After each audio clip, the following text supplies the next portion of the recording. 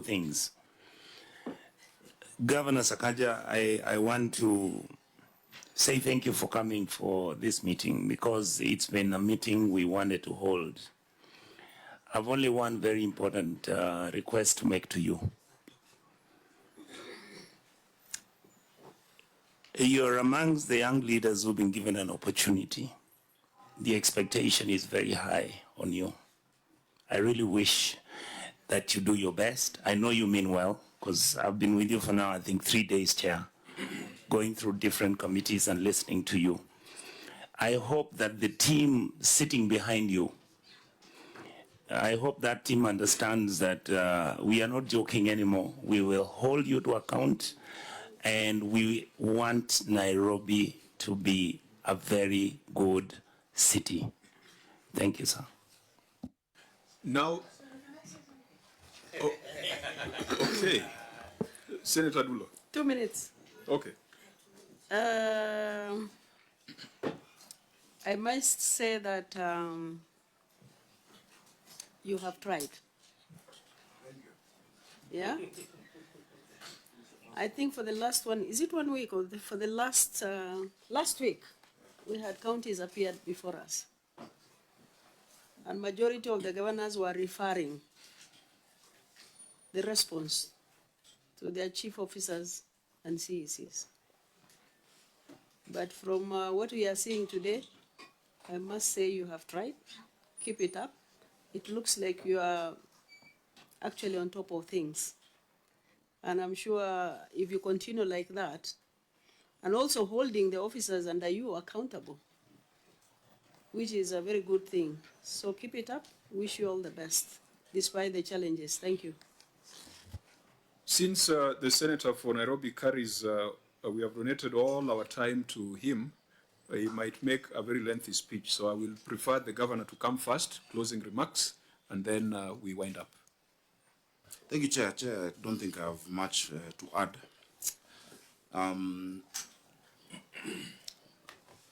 When I vied for the position of Governor of Nairobi, I knew what I was going for. When I made the decision to vie for Senator of Nairobi, I was with you in Belfast or Londonderry, one of the two places in Northern Ireland. And I remember I was chairing a meeting, but I chose not to chair that particular session, and I was scribbling on a long notepad. That time, we were in the same committee. You're a senator, I was a member of the National Assembly, but chair of the Cohesion Committee and Equal Opportunities. I understand my city of Nairobi. For many years, our city has been on a free fall, especially following 1992 elections, when the ruling party then lost grip of the capital. And so there's been a lot of systemic decline in our city over those years, whether it is in matters of land, in matters of fiduciary, issues. And so when I took this task, I knew what I was going to face and what is ahead of me. As you've seen, from 2013 to 2018, Nairobi has been getting disclaimer opinions. It's been a mess. From 2018 to 2022 has been also equally a problem. But when you're faced with such a task, what do? You summon the best that you can put together. Of course, you believe in God, but you must have a plan on how to sort out this city. This city will be sorted out by ourselves. And that's what I keep telling my team. It is true, most of the staff in the county, apart from the chief officers and not all chief officers, some chief officers had even been there, and I promoted them. But apart from chief officers, CECs, and advisors, most of the staff have been there. Just this weekend, there was a celebration of Team 89, inspectorate officers who joined in 1989. And many are there, some have retired, 35 years ago. To bring change, there is no instant thing you can do. It is an ideal situation, but there is no magic wand that is waved to change a city like Nairobi.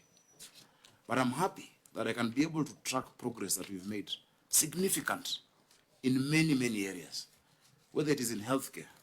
Chair, in healthcare, we have, things that have never been seen before. Nairobi had no ICU. Kenyatta is what used to be seen as ICU. We have now more than one intensive care unit. The lifts at Pumwani last worked when I was born, Chair. Now they are back working. Our ladies can go to theater. We've introduced the position of CEOs in our hospitals. And there's been transformation because we just had boards and medical superintendents. Medical superintendents are doctors. And so sometimes they may not look at the holistic nature of running a hospital, from the gate to the customer service, to supply chain, to the issues of human resource, to technology. Those changes are taking time, but they're being felt. In 10 years, from 2013 to the time I became governor, scholarships and bursaries in Nairobi were given worth 3 billion. But in less than 10 months, I was able to more than half that. We've given scholarships and bursaries 1.88 billion. People around this city who had never felt the county, they had never felt devolution, now are wondering, also, actually, my child can get a bursary thrice a year. It used to be given once in 3 years. Now it's given 3 times a year. Every term, 2.5 million first term, 2.5 million second term, 2 million third term. 1 out of 4 children in Nairobi were not going to school because of hunger, Chair. Most interventions to deal with hunger had been focused in the arid areas. That's why even the department in the ministry is called nomadic education something, We said it when we were in the Senate that we need to do a feeding program. In fact, I'm very pleased that if you look at the Hansard when Senator Wambua had brought the Mang Beans bill, I spoke about how Nairobi will be buying ndengu from Kitui, which we are doing. Chair, in less than a year, we're able to build 10 kitchens. We're able now to feed 184,000 children every single day at 5 shillings. We've been able to get significant support towards that program. School enrollment has gone up from 250,000 to 310,000 just in the second phase of the school feeding program. In the third phase of that program, Chair, we're going to make sure, because we've now broken ground to another 7 kitchens, we're going to make sure that all children in public schools are fed, and then the public schools become satellites to the informal schools, upbeat schools. When I say Nairobi was on a free fall, there's no explanation why Nairobi has 210 public primary schools, yet we have 17 constituencies, 85 wards. If you look at maybe some of your constituencies in your counties, one constituency might have 100. But how do we sort out that challenge? Do we say, let us not feed these ones because we can't feed everyone? Today we've increased that enrollment. We're now building 5,000 classrooms. The national government committed, and they put 1 billion for classrooms. We have put 500 million, and every year 1,500 classrooms. Meaning by the end of this first term, we'll possibly have left more classrooms than I found when I became governor of Nairobi. So, Chair, the challenges are numerous. This is a city whose last master plan was done in 1976. The last physical master plan of the city, following the 1948 master plan. We have now gotten resources to do the next master plan of the city through the Millennium Challenge Corporation. And that's why in 2 weeks we're going to be, accompanying the national government to the US. NMS made an attempt to do those master plans. New plan is a foundation for planning. But that was not done. We have $60 million now just to do that proper master planning for our city in 12 months. And after that, we've secured $700 to $800 million to implement it. A city that had not been planned looking forward, of course, would have the challenges that we see today, that there's no water. People are wondering, Chairman, why is it that the dams are full of water, but the water rationing is going on? And when you try to explain that, very few then understand that, first of all the water that we receive in Nairobi must be treated through a treatment plant. In fact, because of the rain in Gatere Forest and the debris in the Chania River, our production capacity at Ngedu has moved down from 18,700 cubic meters per hour to 17,400. And that's why we're able to get NOS to go and clear, help us clear that. Because of that lack of planning, Chair, as I go to conclude, I know I've taken time, Nairobi had only 4 sources of this water that we talk about. 3 of them done by the colonialists. Kikuyu Springs, done in 1904 to 1910, 6,000 cubic meters to the city. Ruiru Dam, done in 1928. Sasumo, done in 1958, 60 million liters per day. Those 3 were done before we got independence. When we got independence, the only project that had been done was was Ndakaine, done between 1994 and 1997, producing 84% of our water. But it was done with a view of a population of the year 2002, which was 2 million Nairobians. So every day we get 525.6 million liters against a demand now that has gone to 900 million liters a day. What have we been able to do within this 1 year and how many months? Almost 1.5 or just slightly above, maybe 20 months to be exact. We've unlocked the first project that was being done after that period of Northern Collector 1 to add 140 million liters to bridge that gap of water. We have secured, and that process is now ongoing, support to do Northern Collector 2 and Maragua 4, which adds 220 million liters of water. But the next 1 million liters of water also must be looked at. Our engineers, for instance, at Nairobi Water have designed one of the programs at Ngevu, where we lose 30 million liters of water every day because of the filtration system. Just at 2 billion is now going to bring back that 30 million liters, half of Senator Medhu's Sasumwa in his county, just at 2 billion shillings back into the grid. The future will not plan itself, Chair.